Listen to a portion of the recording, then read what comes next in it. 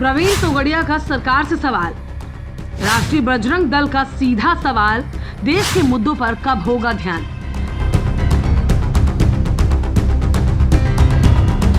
कहते हैं कि देश की राजनीति का सबसे बड़ा गढ़ उत्तर प्रदेश है और यही वो जगह है जहां कभी भी कहीं भी कोई भी विवादित मुद्दा जन्म ले लेता है और फिर उसको राजनीति की लपटों में तपाकर सियासी गलियारों में उछाल दिया जाता है।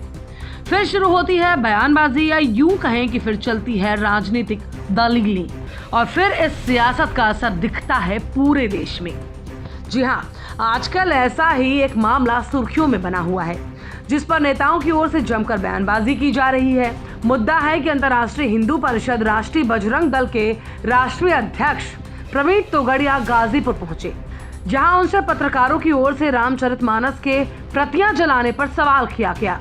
तो उन्होंने इस पर कहा कि करोड़ों लोगों के दिल में राम और रामचरितमानस है, किसी एक व्यक्ति के कुछ करने से कोई फर्क नहीं पड़ता।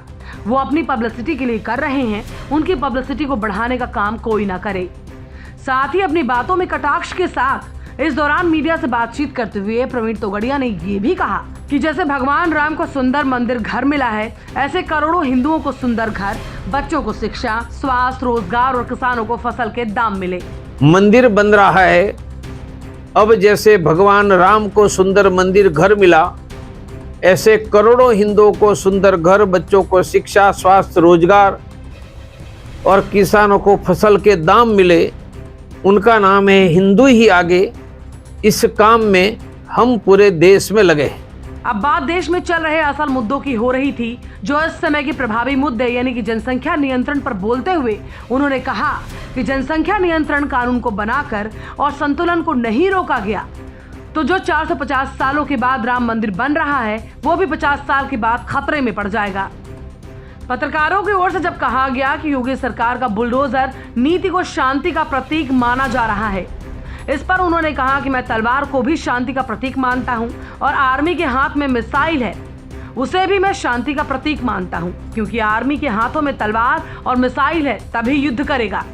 आर्मी के हाथ में तलवार, बंदूक और मिसाइल है तभी युद्ध रुकेगा, इसलिए वह शांति का प्रतीक। अब हिंदू और सनातन धर्म की आस्था पर हो रहे बयानबाजी पर प्रवीण तोगड़िया ने बयान दिया कि करोड़ों हिंदुओं के दिलों में श्रद्धा है, किसी एक के वक्तव्य देने से श्रद्धा ना कम होगी और ना ही घटती है। प्रवीण तोगड़िया की बातें कहीं ना कहीं धर्म की राजनीति पर भी सवाल उठाती हुई दिखाई दे रही है, जो कि भाजपा की कार्यशैली पर प्रश्न चिन्ह जरूर लगा रहा है। अब क्योंकि महंगाई और बेरोजगारी के साथ साथ जनसंख्या भी एक नया विचारणीय मुद्दा बन गया है, जो अब देखना होगा कि 2024 के चुनावों को ध्यान में रखते हुए भाजपा इस पर क्या एक्शन लेगी, क्योंकि चुनाव से पहले सरकार को अपना रिपोर्ट कार्ड भी तो तैयार करना है।